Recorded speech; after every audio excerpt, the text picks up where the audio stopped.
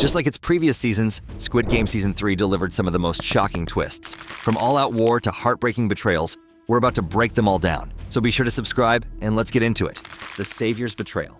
One of the most gut-wrenching turns came at the end of the hide-and-seek game. Player 120 had emerged as a true hero, fighting off the competition to keep her vulnerable friends safe. After surviving a brutal one-on-one fight, she discovered an exit, a path to freedom. But she didn't take it. Instead, she limped back on her injured leg to save player 149 and the pregnant player 222, who was in the middle of giving birth. It was a moment of pure, selfless heroism. As she returned, breathless and bloodied, to share the news of their salvation, the camera hangs on a moment of pure relief. They were going to make it, finally, after all the chaos and violence. But as she announces the good news, player 333, the father of the newborn she had just helped save, steps up behind her, and without a word, he stabs her in the back. The whiplash is almost sickening. Hope turns to horror in a split second. The savior who sacrificed her own escape for his family is murdered by him. It was a cold, cruel act that established him as one of the game's most ruthless players. A mother's final, tragic choice. This wasn't the only crazy moment in the hide-and-seek game, however. It also ended with a sequence of such emotional devastation that it's hard to watch. Player 149 had spent the season pushing her son, player 007, to be stronger, to be a killer, to survive. In the final moments, he finally had his chance to do just that. Cornering the terrified player 222 and her newborn, he was ready to kill them to secure his own survival, just as his mother had always wanted. But as he hesitates, his mother steps in. She urges him to leave the poor girl alone, telling him to take her instead. Then as he moves to strike the innocent player, his mother makes an impossible choice. In a flash, she stabs her own son in the back with her hairpin, the same pin she once called her secret weapon. He collapses, dying in her arms. She sacrifices her own child to save the others, her face a mask of utter agony. It's a horrifying result of her twisted encouragement, a moment where a mother's love manifests as the ultimate act of mercy and murder. The father's revelation. For most of the season, player 333, or Myung-gi, was a terrifying enigma. He was aggressive, ruthlessly efficient, and seemed to harbor a deadly, protective obsession with player 222. His murder of player 120 was shocking, but his motivations remained unclear. That all changed during the final game on the Giant Pillars. As the remaining contestants formed an alliance to eliminate Gi-hun and the baby, the tension was off the chains. In the middle of a heated argument about who to push off the platform, Myung-gi drops a bombshell that changes everything. As the others argue to get rid of the child, he speaks out, saying, "That's my child." The revelation is shocking to everybody. Suddenly, his every action is recontextualized. He wasn't just a psycho, he was a desperate father playing the most brutal game imaginable to save his family. This changes how everyone treats him for the rest of the round, a hero's descent into darkness. Gi-hun's journey in Season 3 was a slow, simmering burn of rage. Since the revolt that led to Jung-bae's death, his final, closest friend, he was a changed man. Mostly silent and driven by a cold fury directed at one person, Dae-ho, the man whose cowardice he blamed for the tragedy. This hunt defined his every move. He was like a heat-seeking missile, remaining entirely silent and aiming only to take Dae-ho down. The hunt ends in a brutal confrontation. After relentlessly hunting him through the maze of the hide-and-seek game, Gi-hun finally corners Dae-ho. There's no grand speech, no dramatic standoff. It's raw, personal, and silent. Gi-hun, the hero we've rooted for, chokes the life out of Dae-ho with his bare hands, watching as he dies slowly. It's a chilling moment where he finally crosses a line, not for the game, to end the cruel match, but for pure, personal vengeance. A mind shattered. The games have always tested the sanity of the players, but Season 3 showed a mind completely breaking in the most insane way. During the Pillar game, the pressure becomes too much for Min-soo, the drug-addicted, anxious player. As he stands near the edge, his drug-fueled psychosis takes over completely. He begins seeing things that aren't there. He sees the hands of the deceased bully, Thanos, and his tormentor, Nam-gyu, clawing their way up the side of the pillar, screaming his name. In a scene of pure horror, Min-soo starts kicking wildly at the air, fighting ghosts that only he can see. The other players just stare, watching a man who has totally lost his grip on reality. It's a haunting and deeply tragic depiction of a psychological collapse. It's then that they kill him, sending him falling to his death tragically. The game's cruelest contestant. Just when it seemed the games couldn't get any more perverse, the organizers delivered a twist that was both absurd and deeply cruel. After player 222 self-eliminates during the jump rope bridge game, Gi-hun manages to keep her child in the game, a small beacon of hope in the chaos. But the frontman has other plans. A guard announces that because the baby crossed the finish line, it is now officially a contestant, inheriting its mother's number and place in the game. This means the prize money, which should have increased, is now split among more people. The rules were bent to turn a helpless infant into a competitor, a move so twisted it left the remaining players and the audience totally speechless. A hidden selfless motive. No Yul, the guard who helped player 246 escape, was a mystery for much of Season 2. Her alliance with the organ harvesting ring was a shocking reveal, but her decision to betray them and save a single player seemed purely personal, an act of redemption as she remembered her own child. While hiding in the frontman's archives, she finds player 246's file. The page reveals a hidden tragedy. His wife is dead, and his young child is battling blood cancer. In that moment, her entire motivation snaps into focus. Every risk she took, every person she killed, wasn't for herself. It was all a selfless, desperate act to save this man so he could get back to his dying child. She becomes central to his story, ensuring his safety so he can care for his daughter. Layers of deception.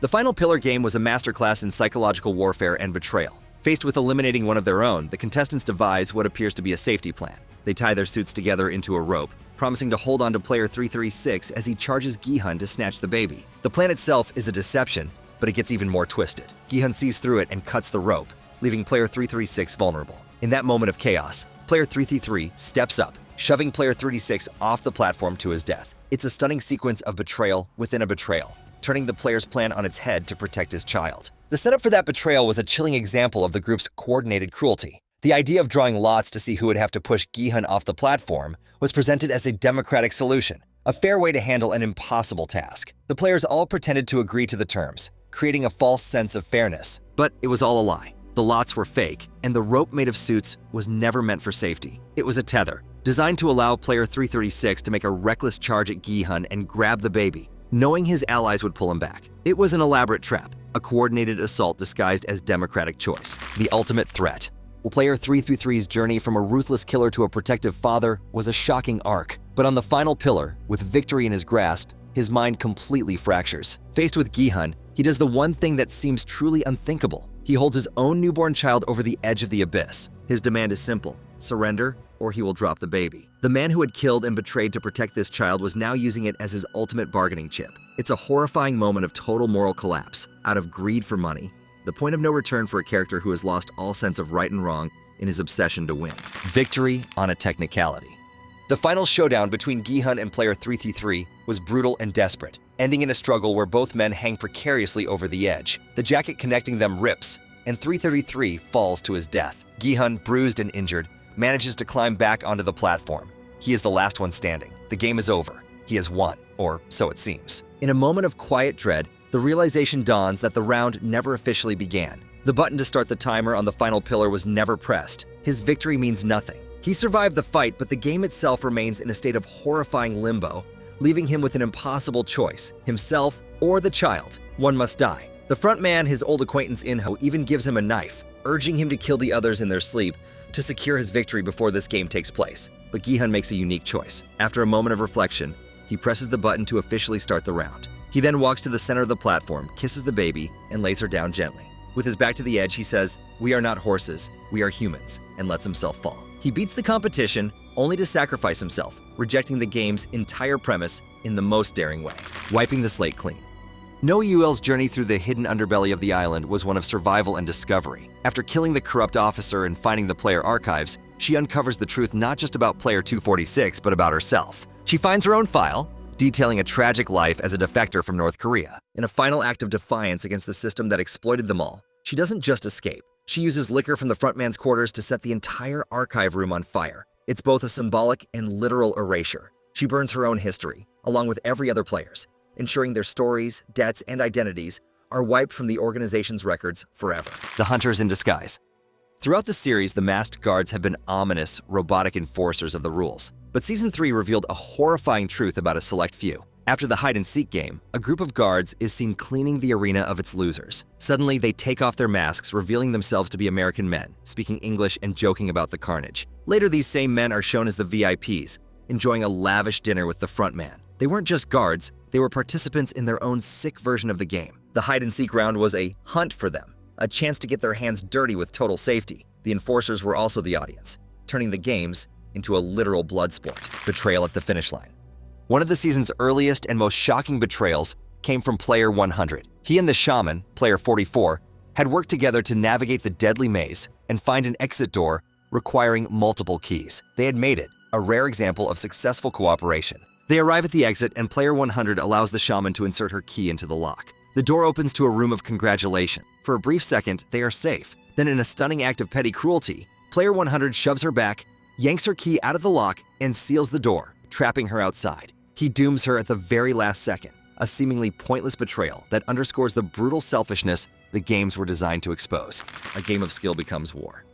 The jump rope bridge game started as a tense test of timing and agility, but it quickly devolved into something far more savage. Led by the maniacal player 96, who planted himself at the end of the bridge, the game turned from a challenge against the clock into a player-on-player war. He wasn't just trying to survive, he was actively pushing other contestants off the platform to their deaths. His actions inspired others, and soon the bridge was a chaotic battlefield. Players were kicking, shoving, and sacrificing each other to get ahead. It was a terrifying spectacle of how quickly the mirage of civilization could crumble, proving that the most dangerous obstacle in the game wasn't the mechanics, but the other people. So these have been the biggest plot twist in Squid Game Season 3. Which one shocked you the most? Are there any you hated? Let us know in the comments below. And if you want to see more Squid Game content and theories, click the video on screen now.